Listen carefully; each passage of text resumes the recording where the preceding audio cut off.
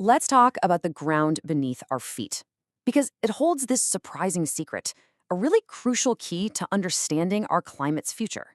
We're about to dive into a scientific puzzle that actually challenges how we think we should measure the world.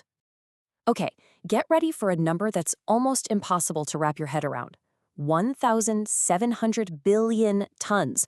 That is the staggering amount of carbon scientists figure is locked away just in the world's permafrost soil. Just the frozen stuff. It's just a massive figure. So, to put that into perspective, what does that even mean? Well, it's more than double all the carbon that's currently up in our entire atmosphere. And that right there is why soil is one of the planet's most critical carbon reservoirs. It's a huge, huge player in the whole climate change equation. So, a good way to think about it is that the Earth's soil is like this hidden carbon sponge. It's a vital and honestly an often overlooked part of how we understand and need to tackle climate change. Now, the logic here seems pretty simple, right? To fight climate change, we've got to manage this gigantic store of carbon. But here is the fundamental problem, the real catch that affects everything, from global climate policy all the way down to a single farmer's choices. How can you possibly manage what you can't accurately measure? And this brings us to what's known as the Carbon Accounting Challenge. It's this massive, global effort to try and accurately track carbon as it moves in and out of the soil across these immense landscapes. You know, it really all boils down to this one kind of billion-dollar question. If a farmer or a land manager changes what they're doing to try and store more carbon in their fields, how much are they actually storing? The answer to that question, well, it determines the value of carbon credits and ultimately how effective our climate policies are. Since we can't just go out and physically measure every single patch of soil on the planet, that would be impossible, scientists do the next best thing. They create a digital twin.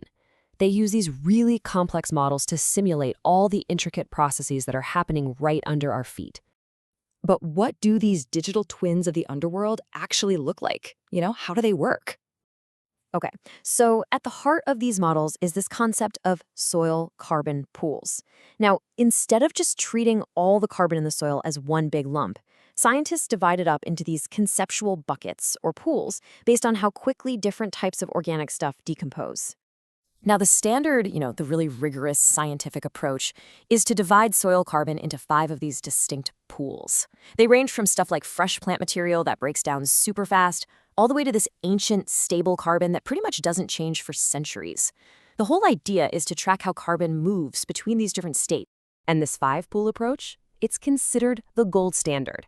As one research paper puts it, it's a reasonable representation of the physical subspecies of carbon in the soil. It's detailed, it's complex, and, intuitively, it feels like it should be the most accurate, right? But this is where our story takes a really fascinating turn. Because in the world of scientific modeling, sometimes adding more complexity actually gives you less clarity. So here's the central conflict, the big mismatch. On one hand, you have these super detailed 5-pool models that need tons of data to work properly. But on the other hand, the real world gives us pretty sparse data because actually going out and taking soil samples is expensive and time-consuming. You see the problem? It's a scientific mismatch. This mismatch can lead to a really common problem in data science called overfitting. The best way to think about it is like a student who memorizes the answers for one specific practice test. They'll get a perfect score on that one test, sure, but they completely fail when they're faced with new questions they haven't seen before. The model gets too tuned to the limited data it has, and it loses its power to actually predict the future. So given the sparse data we actually have to work with, which type of model is better at predicting the future of soil carbon? Is it the really complex one, or could it be a simpler one? Well, researchers decided to test this head-on. They compared models with different levels of complexity, and the results are a fantastic lesson in why sometimes simpler can actually be a whole lot smarter. So what they find? The results were pretty surprising. This table shows the predictive accuracy for each model. The score here, the closer it is to 0, the better the prediction. So a higher number is better.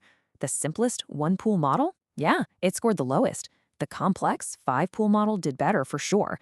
But look at that. The winner with the highest score was a simpler 3-pool model. It's even easier to see here.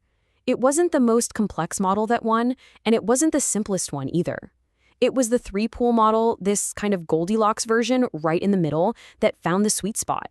It had just enough detail to be meaningful, but not so much that it got thrown off by the sparse data. It gave the most accurate predictions. So, what does this all mean? Why does this matter? Well, this isn't just some dusty academic debate.